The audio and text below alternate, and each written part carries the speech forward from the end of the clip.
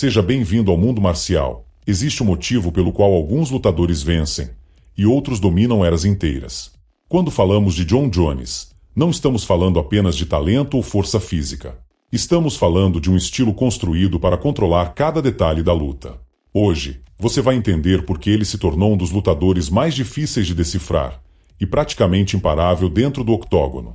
Antes de qualquer golpe, antes de qualquer troca, existe um fator que decide tudo: a distância. Jon Jones transformou isso em uma arma invisível, refinada ao ponto de parecer natural. Ele utiliza seu alcance de forma estratégica, mantendo o adversário constantemente no limite entre atacar e ser atingido. Não é apenas ficar longe, é saber exatamente até onde o outro pode chegar, e agir milésimos de segundo antes disso acontecer. Jones trabalha com movimentos sutis, pequenos passos, ajustes de base, uso inteligente do jab e chutes frontais para medir espaço. Ele testa o oponente, coleta informação e controla o centro da luta sem se expor. Quando o adversário tenta encurtar, encontra barreiras constantes. Quando se afasta, perde iniciativa. Isso cria um ciclo onde o oponente nunca está confortável. Esse controle de distância não apenas evita golpes, ele dita o ritmo da luta inteira. Enquanto muitos lutadores seguem padrões previsíveis, Jon Jones constrói um jogo baseado na quebra total de expectativa. Ele não entra na luta para trocar golpes dentro de um sistema conhecido. Ele força o adversário a operar fora de qualquer zona de conforto. Seus ataques não seguem uma lógica tradicional. Ele utiliza cotoveladas em ângulos inesperados, golpes giratórios e chutes direcionados não apenas para causar dano, mas para desestabilizar a base e interromper o raciocínio do adversário. Esses golpes não aparecem isoladamente. Eles surgem no meio de transições, em momentos onde o oponente acredita estar seguro ou em controle da situação.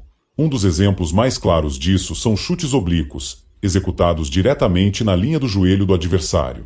Esse tipo de ataque não busca apenas impacto imediato, mas quebra de estrutura. Ele impede avanço, compromete a base e força o oponente a repensar cada passo que dá.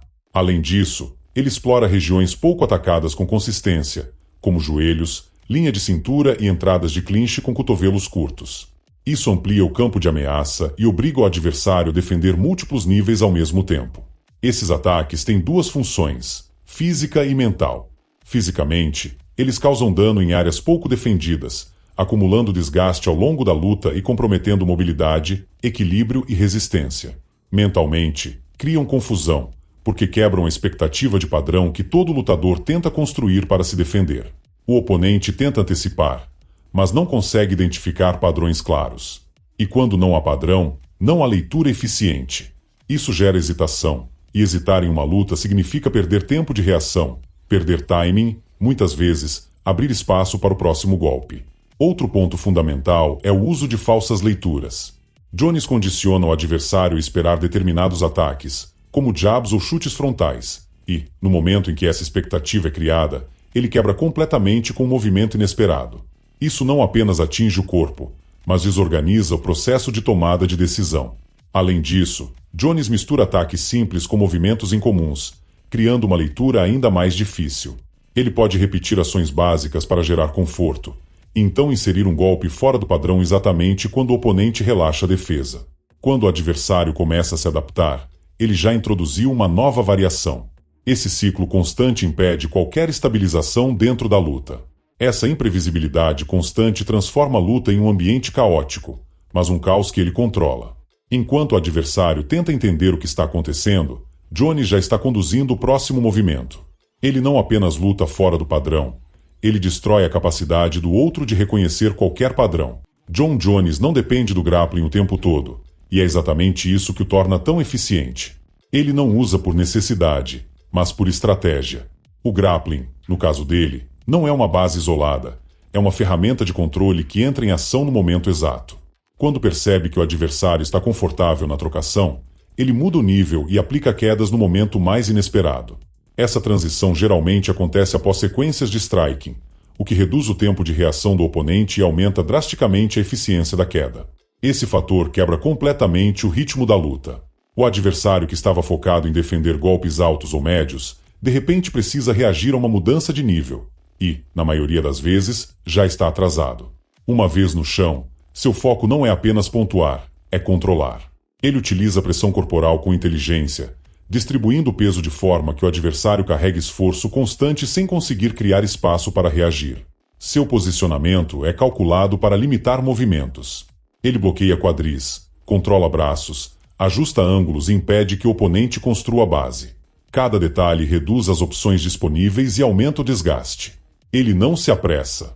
Ele administra o tempo no solo, sabendo exatamente quando manter pressão e quando avançar posição.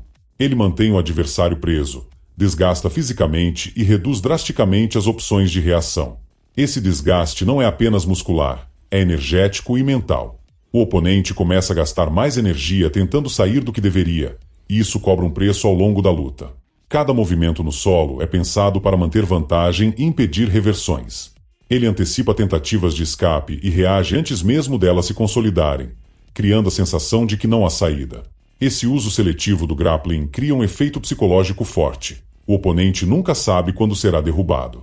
E essa incerteza afeta toda a estratégia, porque impede que o adversário se comprometa totalmente com o striking. Isso gera um conflito interno, atacar ou defender a queda. E nesse tipo de dúvida, a eficiência cai. Jones não usa o grappling para lutar. Ele usa para garantir que a luta permaneça sob seu controle. Ele decide onde a luta acontece, em que ritmo ela se desenvolve e quais ferramentas serão utilizadas. E quando um lutador controla o espaço, o tempo e a posição, ele controla o resultado. Aqui está o verdadeiro diferencial. Jon Jones não luta apenas com o corpo. Ele luta com leitura, análise e antecipação em tempo real. Durante o combate, ele observa padrões mínimos, posicionamento de mãos, respiração, reações a certos golpes. Cada detalhe vira informação estratégica. Ele identifica erros rapidamente e ajusta seu plano sem hesitação. Se percebe uma abertura, explora. Se encontra resistência, muda o caminho. Isso transforma a luta em um jogo estratégico contínuo. Não existe rigidez no seu estilo. Existe adaptação baseada em leitura constante. Enquanto muitos lutadores entram com um plano fixo, Jones constrói o plano durante a luta. E isso coloca sempre um passo à frente. Esse nível de inteligência reduz a necessidade de força bruta. Ele vence porque entende o combate melhor do que o adversário. Se algo não funciona, Jon Jones não insiste. Ele muda imediatamente, sem apego à estratégia inicial. Ele pode começar uma luta focado em trocação, perceber dificuldades e migrar para o grappling. Ou iniciar no controle e voltar para o striking com outra abordagem. Além disso, ele altera ritmo com frequência. Momentos de calma são seguidos por explosões rápidas. Essa variação quebra o tempo do adversário. A troca de base também é um fator importante. Ao alternar entre posições, ele muda ângulos de ataque e dificulta ainda mais a leitura. Essa capacidade de adaptação impede qualquer tipo de previsibilidade.